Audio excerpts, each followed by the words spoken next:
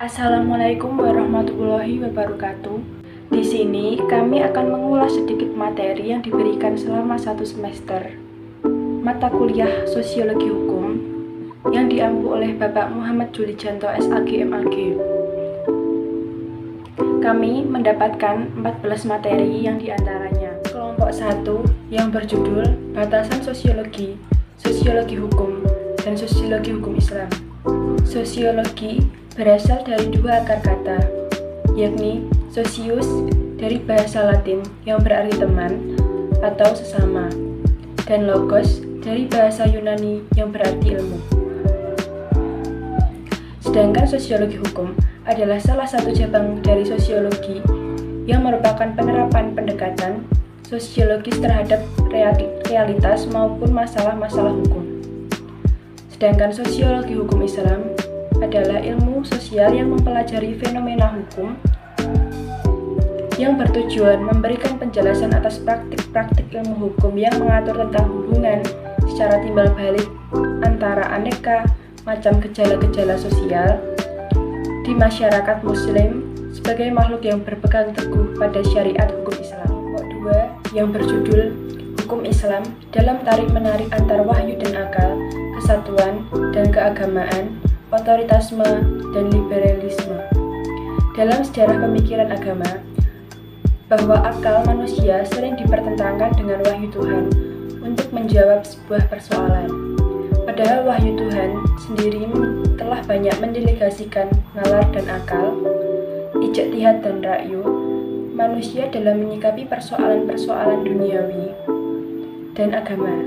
Interrelasi akal terhadap wahyu mampu menjawab permasalahan-permasalahan kehidupan yang tidak ada dalam nas Al-Quran. Selanjutnya, kelompok 3 yang berjudul Hukum Islam dalam tarik-menarik antara idealisme dan realisme hukum dan moral, stabilitas dan perubahan.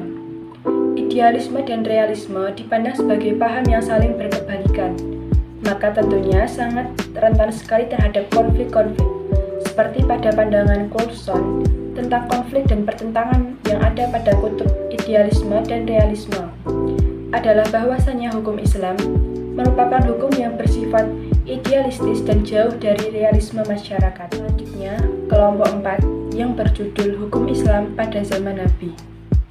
Hukum Islam pada zaman Nabi terbagi menjadi 2 periode. Yang pertama, tasyrik periode Mekah. Periode ini terhitung sejak diangkatnya baginda Rasulullah SAW sebagai Rasul sampai beliau hijrah ke Madinah. Periode ini berlangsung selama 13 tahun. Yang kedua, tasyrik periode Madinah.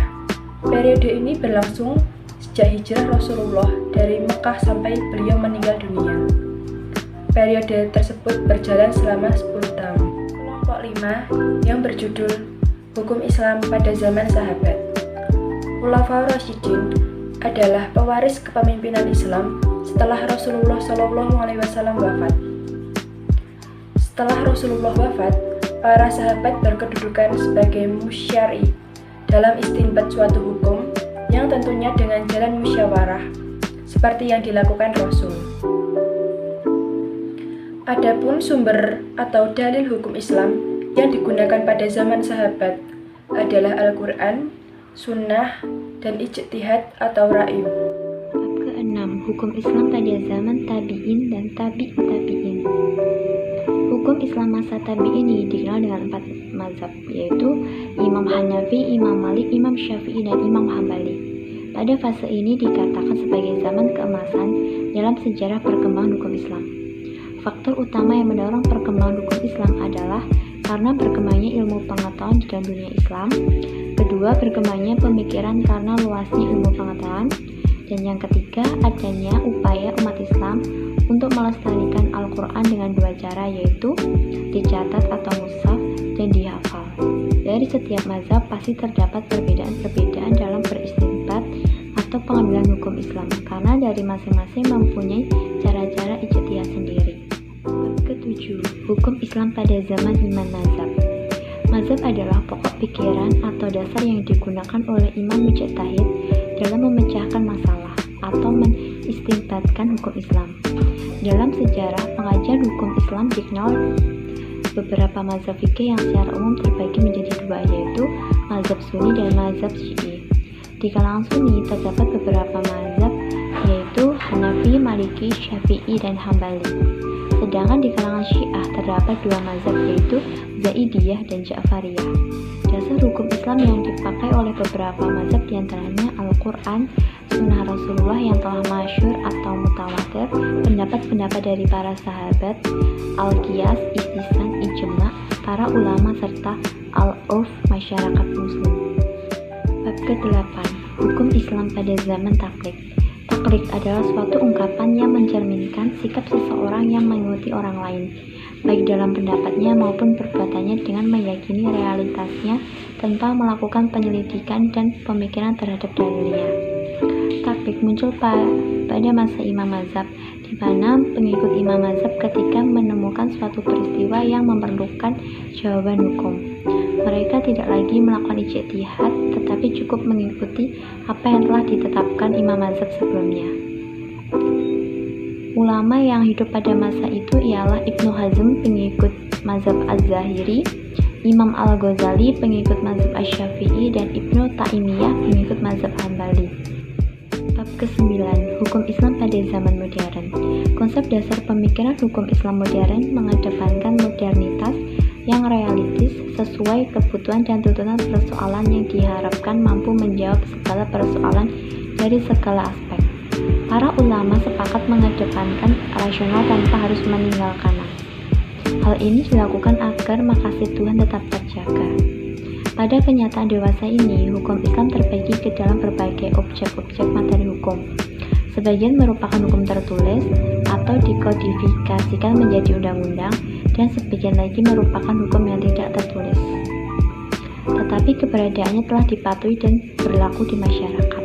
Bab ke-10. Interaksi antar hukum dan gejala sosial dalam masyarakat.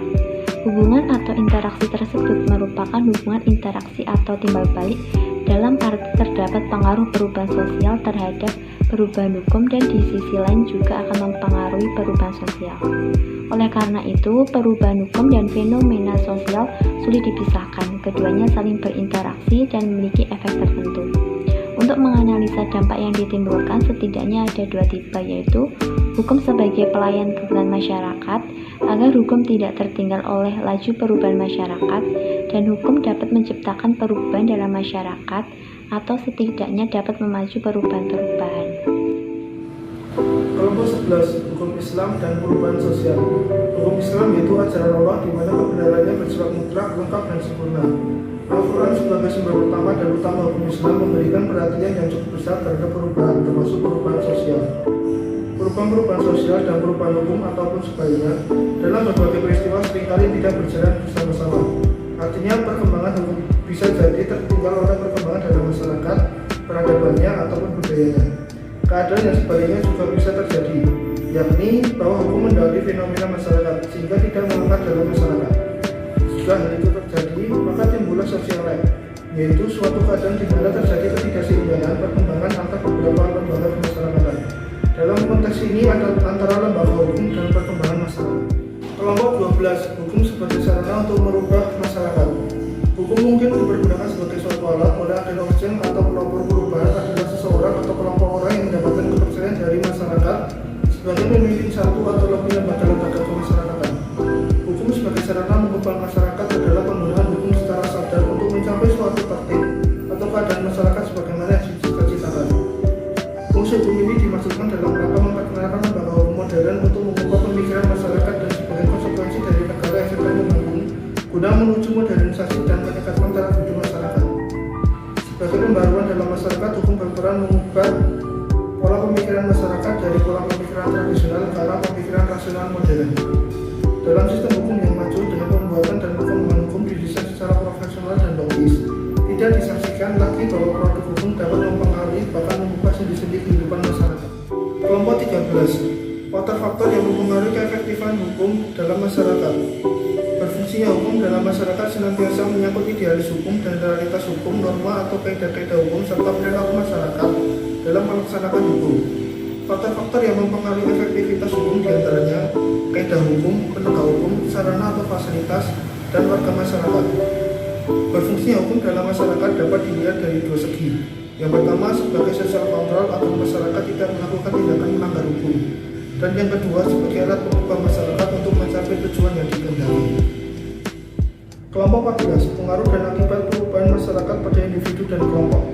Suatu perubahan sosial yang terjadi dalam kehidupan masyarakat dapat dipengaruhi oleh beberapa faktor yang bertindak sebagai pendukung serta penghambat bagi jalannya proses perubahan sosial itu sendiri. Faktor-faktor tersebut dapat berasal dari dalam masyarakat itu sendiri, seperti adanya perubahan penduduk, terciptanya penemuan-penemuan baru, dan konflik dalam masyarakat. Selain itu, faktor tersebut juga dapat berasal dari luar lingkungan masyarakat, seperti faktor alam yang ada di sekitar masyarakat. Adapun bentuk-bentuk dari adanya perubahan sosial yaitu adanya perubahan evolusi dan revolusi, perubahan yang dikehendaki dan tidak dikehendaki, perubahan kecil dan besar, serta perubahan struktural dan proses. Perubahan sosial yang terjadi dapat dirasakan oleh individu maupun kelompok dalam masyarakat. Namun perubahan tersebut tidak selalu positif, ada juga perubahan yang notabene sifat negatif. Demikian presentasi dari kelompok kami, kurang lebihnya mohon maaf. Wassalamualaikum warahmatullahi wabarakatuh.